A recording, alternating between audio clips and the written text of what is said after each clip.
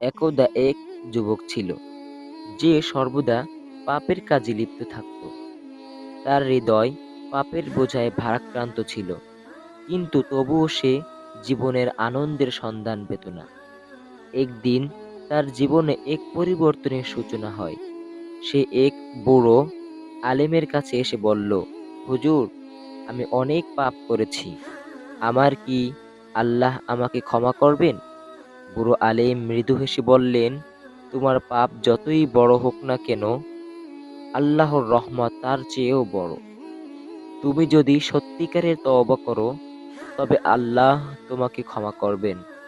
যুবক বলল, কিন্তু আমি কিভাবে তওবা করব? আলেম তাকে বলল, প্রথমত আল্লাহর কাছে নিজের ভুল স্বীকার করো। এরপর আর কখনো সেই পাপ করবে না বলে দৃঢ় সংকল্প করো। এবং যদি কারো প্রতি অন্যায় করে থাকো, তবে তাদের কাছেও ক্ষমা চেয়ে নাও। যুবক আলেমের কথা শুনে গভীর অনুতপ্ত হলো।